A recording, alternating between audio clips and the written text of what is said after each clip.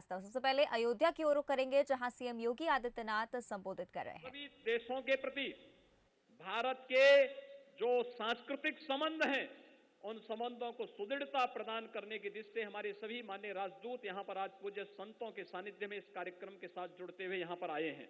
और इसलिए भाइयों बहनों, अयोध्या अब एक नई सांस्कृतिक नगरी के रूप में दुनिया के अंदर छानी चाहिए। अयोध्या में भगवान राम के भव्य मंदिर के निर्माण के मार्ग में अब कोई बाधा नहीं, दुनिया की कोई ताकत अयोध्या में 2023 तक भगवान राम के भव्य मंदिर के निर्माण को रोक नहीं सकती है। यह तो हर व्यक्ति जानता है, क्योंकि मोदी जी के आने के साथ देश के अंदर एक बात और चली है कि मोदी हैं तो मुमकिन है। हर एक बाधा एक एक करके हटती गई, छंटती गई। आज अयोध्या में भगवान राम के भव्य मंदिर के निर्माण का कार्य चल रहा है। काशी में बाबा विश्वनाथ के मंदिर में व्यापक रूप से आपने परिवर्तन होते हुए देखा होगा।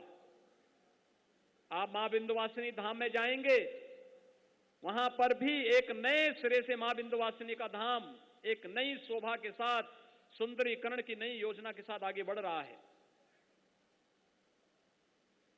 आप नेमिस में जाएंगे, नेमिस में भी इसी प्रकार की स्थिति देखने को मिलेगी। उत्तर प्रदेश के अंदर वर्तमान में लगभग 500 ऐसे तीर्थ स्थल और मंदिरों के विकास को लेकर के उत्तर प्रदेश और भारत सरकार कार्य कर रही है, जिसमें से 300 से अधिक कार्य पूरे हो चुके हैं। शेष कार्य अगले 2 महीनों के अंदर पूरा होकर के उत्तर प्रदेश के अंदर परिवर्तन देखने को मिला होगा। पहले भाइयों बहनों, प्रदेश का ये पैसा कब्रिस्तान की बाउंड्री पर खर्च होता था, आज मंदिरों के पुनर्निर्माण और सुंदरीकरण पर खर्च हो रहा है। यही अंतर है सोच पर। जिनको कब्रिस्तान प्यारा था, वो पैसा, जनता का पैसा वहां लगाते थे। जिन्हें धर्म और संस्कृति प्यारी है, वो धर्म और संस्कृति के उत्थान के लिए, उन्नयन के लिए उस पैसे का उपयोग कर रहे हैं। और इसीलिए आज नई अयोध्या किस रूप में आ रही है? ये हमारी सप्तपुरियों में से पहली पुरी है, और इसलिए सप्तपुरी की तर्ज पर अयोध्या का समग्र विकास हो, यही प्रधानमंत्री मोदी जी की सोच है।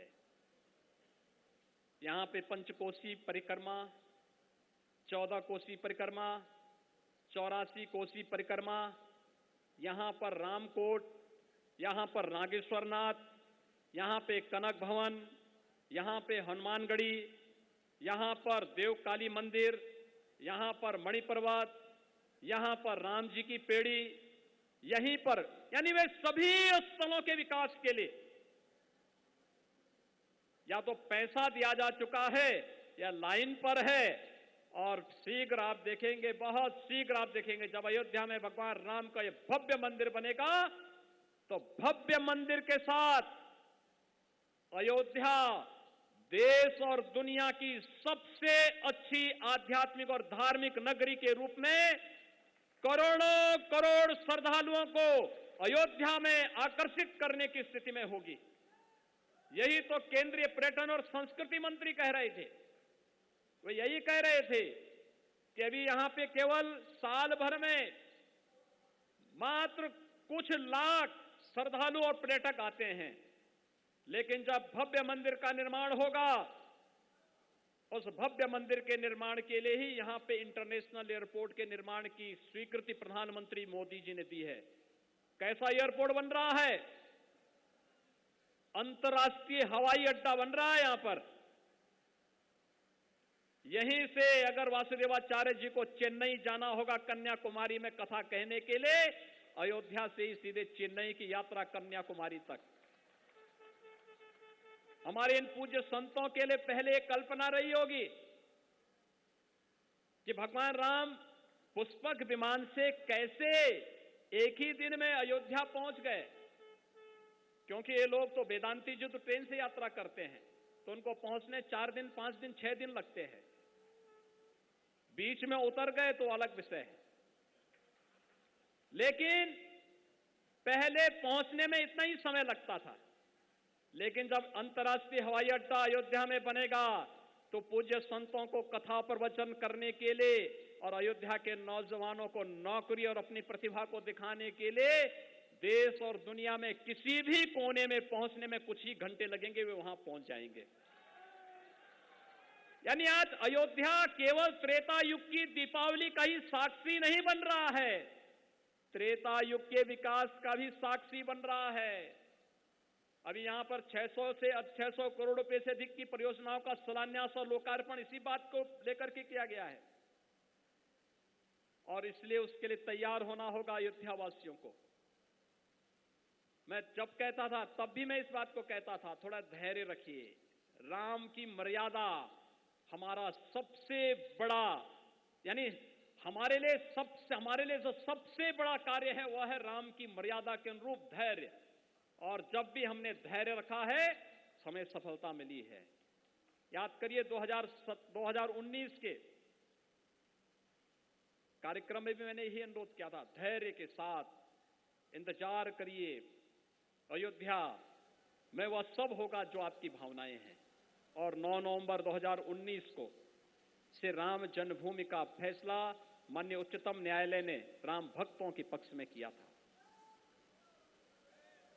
भाइयों बहनों, ये राम की मर्यादा है, यही तो राम की मर्यादा है।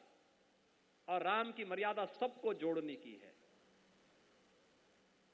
हमने तो सबको जोड़ने की बात कही है, लेकिन याद रखना, छद्मवेश में जो लोग आएंगे, पहले क्या बोलते थे, परिंदा भी पर नहीं मार सकता।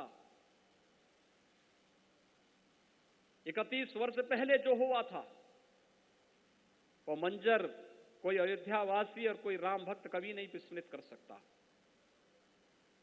लेकिन भाइयों बहनों, आपके धैर्य ने, राम की मर्यादा ने आपको विजयी दिलाई, और उस विजयश्री का परिणाम है इतनी भारी पैमाने पर, इतनी भव्यता के साथ आज हम प्रभु राम के आगमन की बेला में न केवल भगवान राम की आरती और राज्याभिषेक के साथ जुड़ रहे हैं, बल्कि अभी कुछ ही देर में दीपोत्सव के भव्य आयोजन के साथ हम सब शामिल होंगे। ये दीपोत्सव उत्साह का आयोजन है, ये दिव्यता का, भव्यता का, आनंद का एक क्षण हम सबके लिए है। और इसलिए भाइयों बहनों, हम सबको इस अवसर पर अयोध्या के विकास को एक नई ऊंचाइयों की ओर पहुंचाने की दिशा में आगे बढ़ना होगा। लेकिन जब हम पंचम दीपोत्सव के आयोजन के साथ जुड़े हैं, हम सबको इस बारे में देखना होगा, ये दीपोत्सव का आयोजन कब हो रहा है। भाइयों बहनों, ये आयोजन तब हो रहा है जब कोरोना महामारी से देश और दुनिया पूरी तरह त्रस्त रहा है। हम सब आभारी हैं प्रधानमंत्री मोदी जी के, जिन्होंने कोरोना कालखंड में पूरे देश को एक अच्छी लीडरशिप दी, यशस्वी लीडरशिप दी। और लीडरशिप का परिणाम जरूरतमंद के हिसाब से हर एक व्यक्ति को उसकी आवश्यकता के अनुरूप चीजें दी। रोजगार की व्यवस्था भी दी, अन्न की योजना भी दी, आत्मनिर्भर भारत की परिकल्पना देकर के भारत को एक स्वावलंबी भारत, समर्थ भारत के रूप में आगे बढ़ाने की बात भी की। फ्री में वैक्सीन भी दी, सबको वैक्सीन देने की बात की जा रही है। और मैं आप सबसे अपील करूंगा, दीपावली का आयोजन, कोरोना आपके उत्साह और आपकी आस्था के सामने परास्त हुआ है, लेकिन पूरी तरह समाप्त नहीं हुआ है। याद रखना, ये विदेशी आक्रांता पहले जब आते थे ना, ये हारते थे फिर आते थे। कोरोना भी कहीं ऐसा ना हो कि आपकी लापरवाही से फिर से आने का प्रयास करे। दीपावली का उत्सव उमंग उत्साह के साथ मना लीजिए, लेकिन कल से 2 गज की दूरी और मास्क जरूरी है का पालन जरूर कर लीजिए। जिन लोगों ने अब तक वैक्सीन नहीं लिया, वैक्सीन जरूर लेंगे। मोदी जी ने सुरक्षा कवच के रूप में हर एक व्यक्ति को वैक्सीन दिया है। और 2020 में 7 महीना और 2021 में 8 महीने तक हर गरीब को फ्री में राशन दिया। 15 करोड़ लोग उत्तर प्रदेश में फ्री में राशन पाए हैं। और भाइयों बहनों, आज जब भगवान राम का राज्याभिषेक हो रहा है, तो हम भी क्यों लोगों को खाली होने दें? क्यों?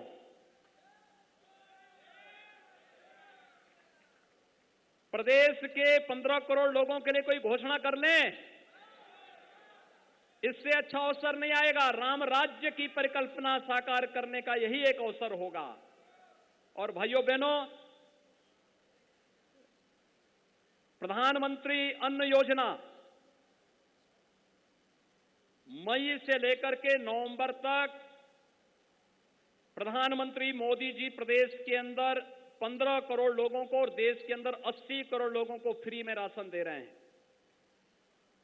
यह योजना नवंबर तक है, लेकिन अभी कोरोना समाप्त नहीं हुआ और इसलिए राज्य सरकार ने तय किया है इस योजना को हम लोग होली तक लेकर के जाएंगे। और होली तक लेकर के जाएंगे। इस योजना के अंतर्गत हमने कुछ और चीजें इसके साथ जोड़ी हैं। एक, अंत्योदय का जो कार्ड धारक है उन्हें हम 35 किलो राशन दिसंबर, जनवरी, फरवरी और मार्च में फ्री में देंगे हर अंत्योदय कार्ड धारक को।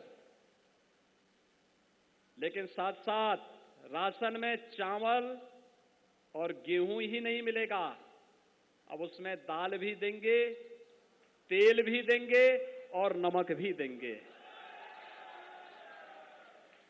अंत्योदय कार्ड धारक को हर महीने चीनी भी देंगे। और भाइयों बहनों, पात्र गृहस्थी के कार्ड धारकों को भी, जिसमें हर यूनिट पर 5 किलो मिलता है, अगर किसी परिवार में 7 लोग हैं तो 35 किलो उस परिवार को ही मिलेगा। जिस परिवार में 5 लोग होंगे उस 25 किलो उस परिवार को मिलेगा। इसमें भी चावल और गेहूं भी मिलेगा।